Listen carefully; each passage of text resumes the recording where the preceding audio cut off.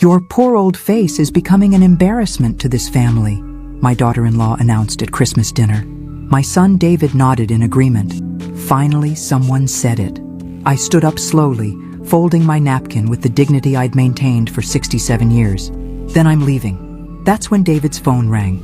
His boss's voice carried across the suddenly silent dining room. "Did you know your mother just made the Forbes cover? If you're watching this, subscribe and let me know where you're watching from. But let me back up and tell you how we got to that moment. Christmas had always been my favorite holiday. Even after Harold passed 3 years ago, I'd spent weeks preparing, just like I had for 43 years of marriage and 3 years of widowhood.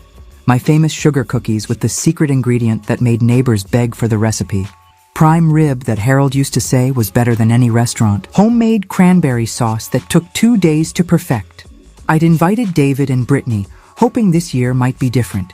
Maybe this year, Brittany would actually speak to me without that condescending tone she'd perfected since marrying my son.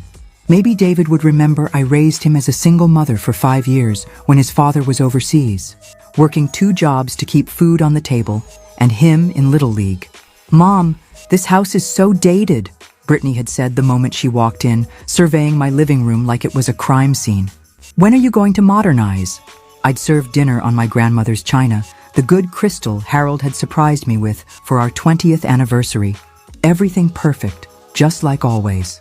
That's when Brittany dropped her bomb about my appearance being embarrassing. Apparently, my gray hair and laugh lines were offensive to her Instagram aesthetic. David's phone call changed everything in that instant. I watched his face drain of color as his boss continued talking.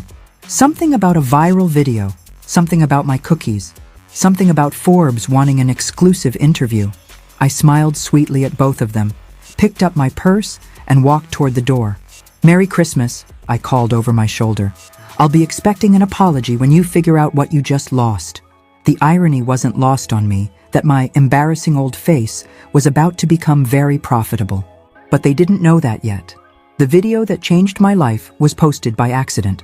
My neighbor's 8-year-old granddaughter, Emma, had been visiting when I was teaching her my cookie recipe. She'd been recording herself helping when she caught me adding my secret ingredient, a tiny pinch of lavender from my garden, and a drop of vanilla extract I made myself. "Grandma Maggie," she'd said into her phone, "makes the most amazing cookies ever. Look, she grows her own herbs and makes her own vanilla." I'd laughed, thinking nothing of it when she asked to post it on something called TikTok. "Of course, sweetheart. Maybe other kids will want to learn too." That was 3 weeks ago. The video now had 2 million views. My phone hadn't stopped ringing since Christmas night. Food Network wanted to discuss a show. A publisher called about a cookbook deal. 3 different investors wanted to talk about licensing my recipes. And yes, Forbes had reached out for their upcoming feature on senior entrepreneurs disrupting traditional industries.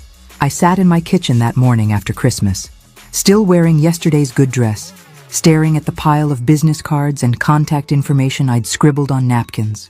David had called 4 times. I'd let every single call go to voicemail. "Mom, please call me back," his latest message had said. "I think there's been a misunderstanding. Brittany didn't mean anything by what she said. Can we talk?" Oh, there'd been no misunderstanding. After 38 years of teaching elementary school, I knew exactly how to read between the lines. Brittany had meant every word, and David's agreement had been the final straw. But here's what they didn't know about their embarrassing mother. I'd been quietly saving and investing Harold's life insurance money for 3 years. I owned my house outright, and I'd been dreaming of starting my own business since I was 25, back when Harold convinced me that teaching was more suitable for a woman with children. Well, Harold was gone. My child was grown, and I was done being suitable. I picked up the phone and called the Forbes reporter back.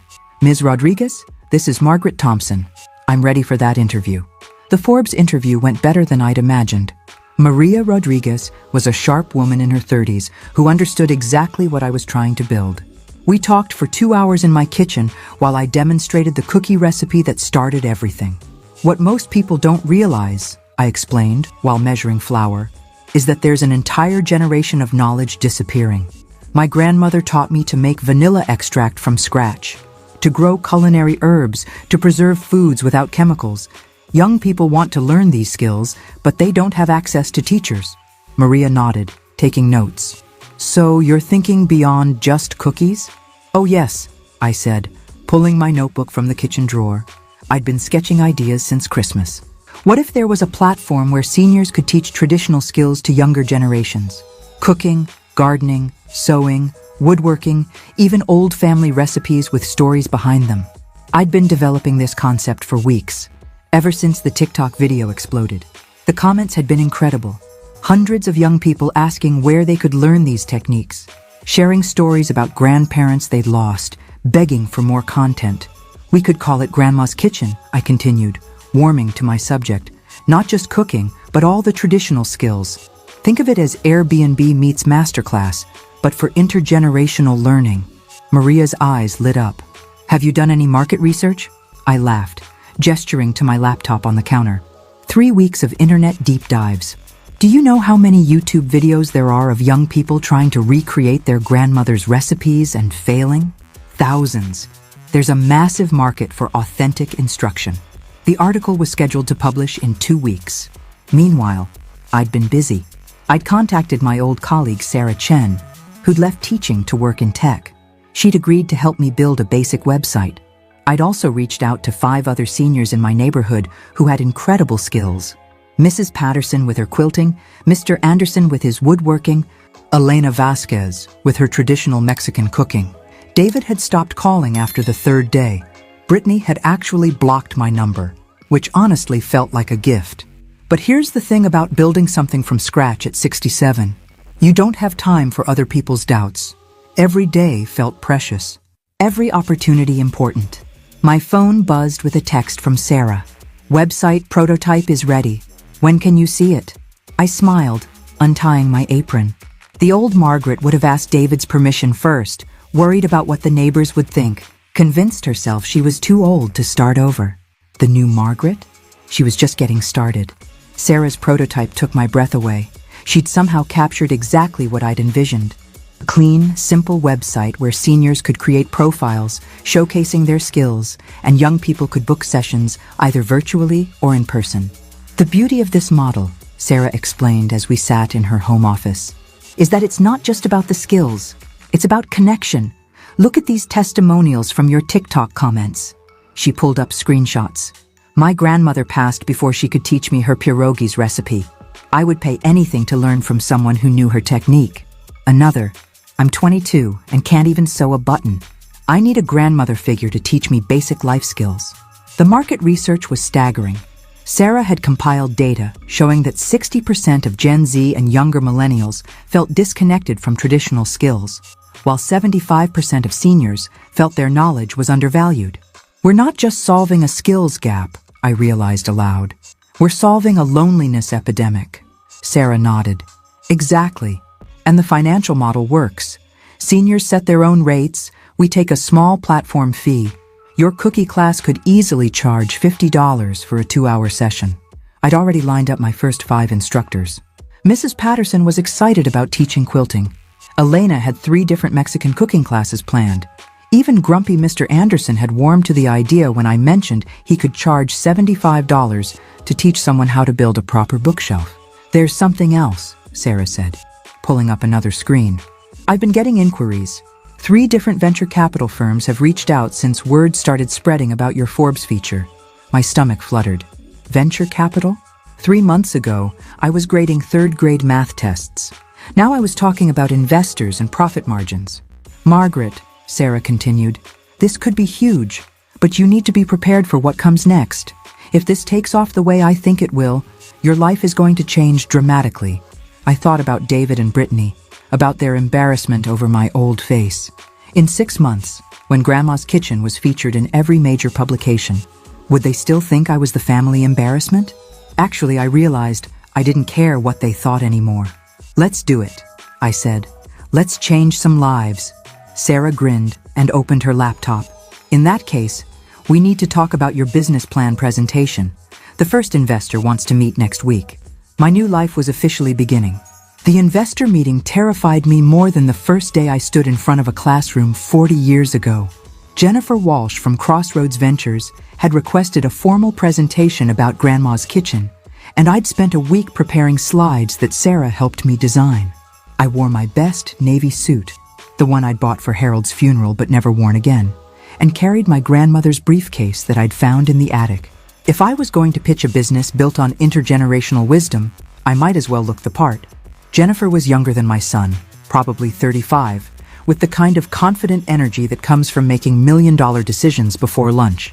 But she listened intently as I explained the concept, asked smart questions about scalability and market penetration, and seemed genuinely excited about the social impact. "The numbers are compelling," she said, reviewing Sarah's financial projections.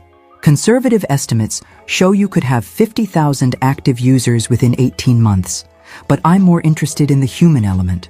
Show me this actually works." That's when I pulled out my secret weapon.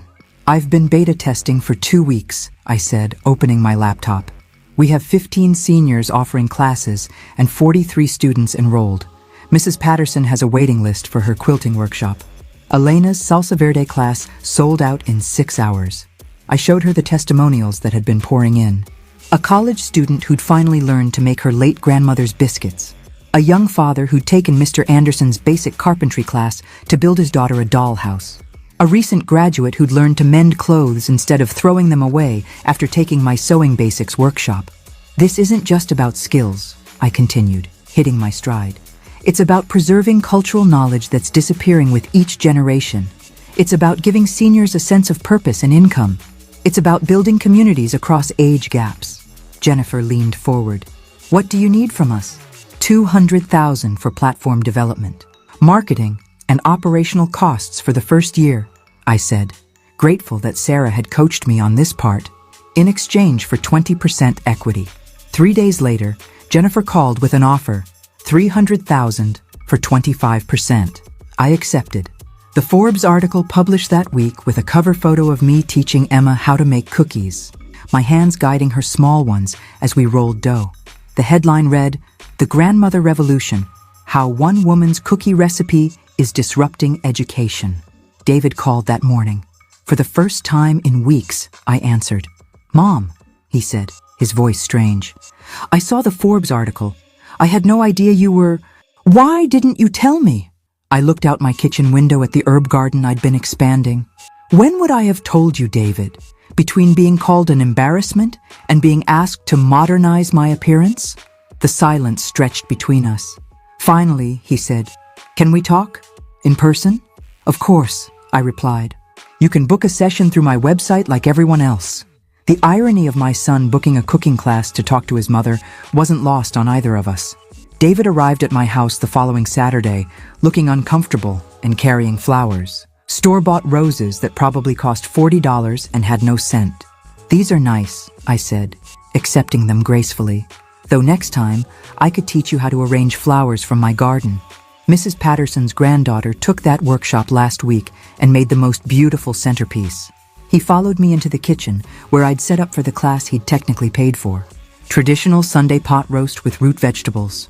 $45 well spent, I figured. "Mom, this is awkward," he said, washing his hands at the sink. "I'm sorry about Christmas, about what Brittany said, and about me agreeing with her."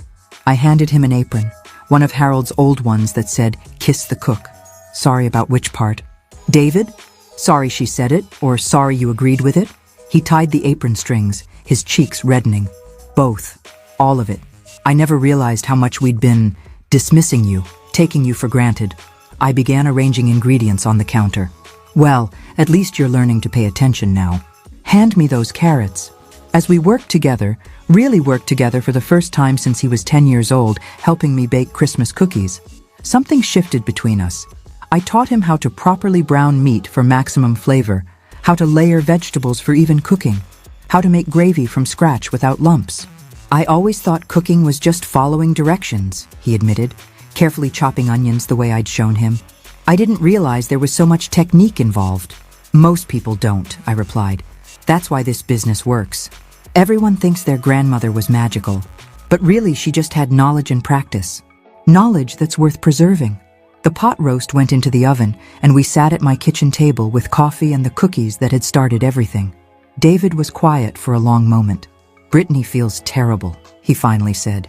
"She wants to apologize." I sipped my coffee slowly. Does she? Or does she want access to whatever benefits she thinks my sudden success might bring? David winced. That's harsh, Mom. Is it wrong? He couldn't meet my eyes, which was answer enough. David, I said gently, I love you. You're my son, and that will never change. But I'm not going backward. I'm not the lonely widow sitting in this house waiting for you to visit anymore. I'm building something important, something that matters. My phone buzzed with a notification. Another booking. Someone in California wanted to learn my cookie recipe via video call. The platform was growing beyond what any of us had imagined. The Forbes article has generated 600 new user registrations this week, I continued. 3 different production companies want to discuss a television show. And next month, I'm keynoting a conference about senior entrepreneurship. David looked at me like he was seeing me for the first time. Who are you? He asked, but he was smiling. I smiled back. I'm your mother. I'm just finally acting like it.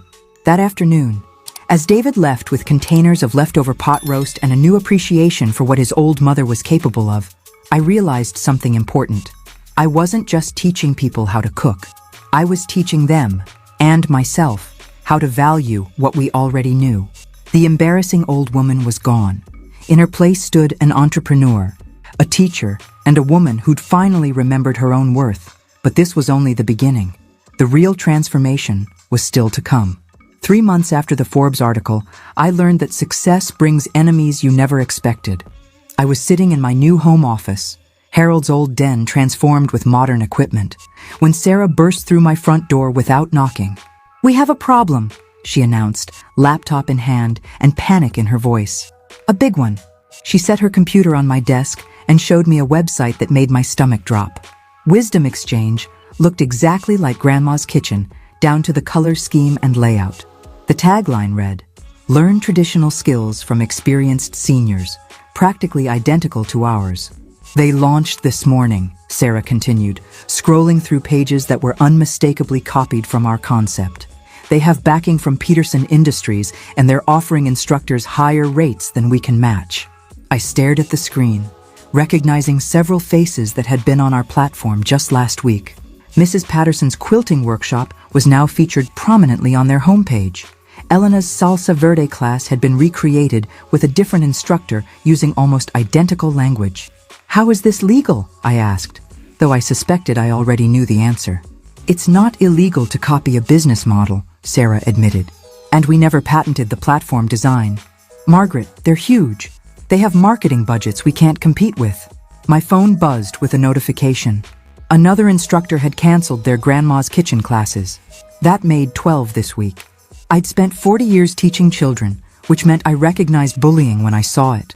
Peterson Industries was using their resources to crush a small business, founded by a 67-year-old woman they clearly didn't consider a threat worth respecting. Well, they were about to learn something about underestimating grandmothers. Sarah, I said calmly, closing the laptop, do you remember why I became a teacher instead of a principal, even though I was qualified for administration? She shook her head, confused by the apparent subject change. Because I preferred working directly with children rather than playing politics. But that doesn't mean I never learned how the game is played. I picked up my phone and scrolled through my contacts until I found the number I wanted. Sometimes you don't fight bullies by playing fair. Sometimes you fight them by being smarter. I dialed Maria Rodriguez from Forbes. Maria, it's Margaret Thompson. I have a story for you about corporate theft and ageism that I think your readers would find very interesting. The war for Grandma's kitchen was about to begin. The Forbes expose on Peterson Industries hit like a tsunami. Maria had done her research thoroughly, interviewing the instructors who'd been poached, documenting the identical features between platforms, and most damaging of all, uncovering internal Peterson emails referring to our geriatric competition that could be easily eliminated.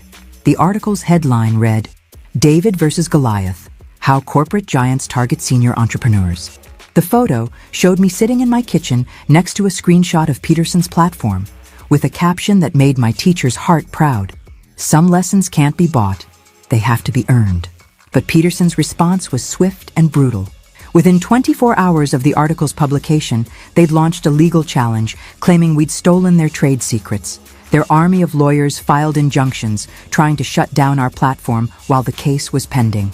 It's harassment, Jennifer Walsh explained during an emergency meeting in my living room. They know they'll lose in court, but they're hoping to drain our resources fighting them. It's a common tactic against smaller competitors. I served coffee and cookies. Stress baking had become my new hobby. While Jennifer, Sarah, and I discussed our options, the legal fees alone could bankrupt us within months. There's another problem, Sarah added reluctantly. David called me directly. He wants to meet with you about a business proposition. I nearly dropped my coffee cup. My son called you. About my business? He says he has a solution to the Peterson problem. He wants to discuss it tonight. Something cold settled in my stomach. David worked in corporate consulting. He'd never shown interest in my business beyond our reconciliation conversation. And now, suddenly, he had solutions to corporate legal warfare. Tell him he can book an appointment through our website like any other consultation, I said quietly. That evening, David arrived with Brittany in tow, the first time I'd seen her since Christmas. She was carrying a bottle of expensive wine and wearing the smile she'd perfected for her social media photos. Mom, David said, settling onto my couch like he owned it. Brittany and I have been talking. We want to help with your business challenges. How thoughtful, I replied, noticing how Brittany's eyes immediately started cataloging my living room, probably calculating real estate values. We know people, Brittany added, leaning forward with sudden enthusiasm. David's firm has connections with Peterson Industries. We could negotiate a partnership instead of this legal battle. The room went very quiet. I set down my coffee cup and studied my son's face, reading the expression I remembered from his teenage years when he'd been caught in a lie. A partnership, I repeated slowly, with the company that's trying to destroy my business. Think about it practically, Mom, David continued. You could maintain creative control while they handle operations and marketing. Everyone wins. I stood up and walked to my kitchen window, looking out at the herb garden that had started this whole journey.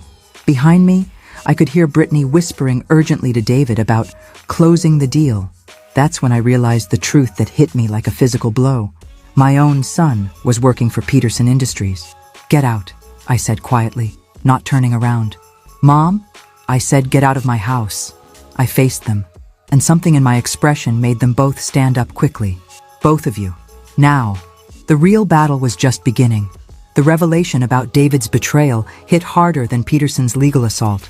I spent 3 days in my house, ignoring phone calls and surviving on tea and toast, while I processed the fact that my son had tried to sell me out to the very company trying to destroy everything I'd built. Sarah finally showed up with groceries, and Elena, who took one look at me and immediately started making soup. Misha, Elena said firmly, you look terrible. When did you last eat real food? I'm not hungry, I mumbled. But Elena was already pulling vegetables from my refrigerator with the authority of someone who'd raised 7 children. The platform is hemorrhaging users, Sarah reported, setting up her laptop on my kitchen table. Peterson is offering signing bonuses to any instructor who switches. We're down to 8 active teachers and maybe 30 students. I watched Elena work, her hands moving with the confident efficiency I'd tried to capture in our classes. What about the legal situation? Jennifer thinks we can win, but it'll take months and cost everything we have. Meanwhile, Peterson is positioning themselves as the legitimate platform. My doorbell rang, and through the window I saw David's car in my driveway. I was about to tell Sarah to send him away when I noticed he was alone. No Brittany in sight. Let him in, I said quietly, but stay close. David looked terrible when he entered, unshaven, wearing a wrinkled shirt, dark circles under his eyes. He sat heavily at my kitchen table and put his head in his hands. They fired me this morning, he said without preamble. Peterson Industries. They said my family connections were no longer useful since you refused their offer. Elena continued stirring her soup, but I could see her listening intently. They hired me 6 weeks ago, David continued, his voice breaking. Right after the Forbes article. They said they needed someone who understood your business model, someone with inside access. They offered me twice my normal consulting fee. The pieces fell into place with sickening clarity. So you've been spying on me for 6 weeks. I thought I was protecting you. He looked up, his eyes red-rimmed. They said small businesses like yours always fail when they compete with major corporations. They offered a partnership, that would have made you rich while letting them handle the hard parts. The hard parts being actually caring about the instructors and students instead of just the profit margins. I realize now how stupid I was, how naive. He wiped his face with his sleeve. They never intended to honor any partnership. They just wanted your user data and instructor contracts. Once they had those, they were going to claim patent infringement and shut you down completely. Sarah had stopped typing. Elena had stopped stirring. The only sound was the clock on my wall ticking away seconds of my son's confession. "I'm sorry, Mom. I'm so incredibly sorry. I thought I was being smart, being practical.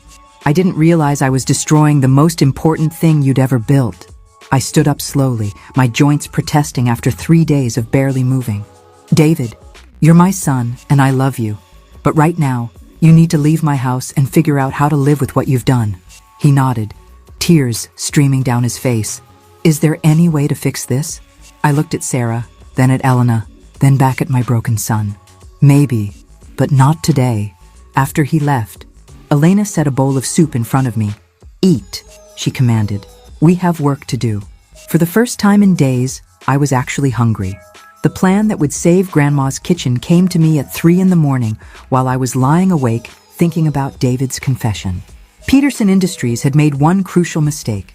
They'd underestimated the power of grandmothers to protect their own. I called Sarah at 7 a.m. "How quickly can you set up video calls with every instructor who left our platform?" "Margaret, they signed contracts with Peterson. They can't come back without legal consequences." "They don't need to come back. They just need to listen." I was already making coffee, my mind racing with possibilities. "Can you reach them by noon?"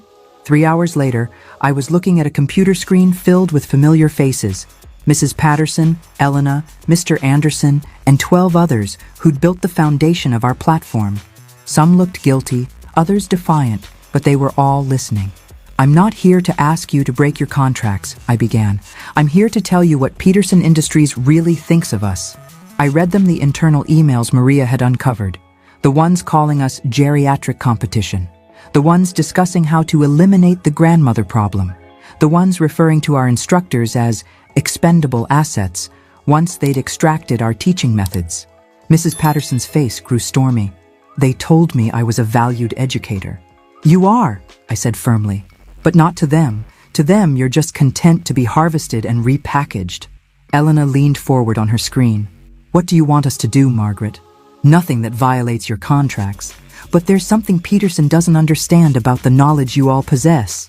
I smiled, feeling the teacher in me emerging. "They think they can replicate 40 years of experience with a script and a camera. They're about to learn why they're wrong." I explained my plan. It was simple, elegant, and completely legal. Peterson had hired our instructors, but they'd hired the personas, not the actual knowledge.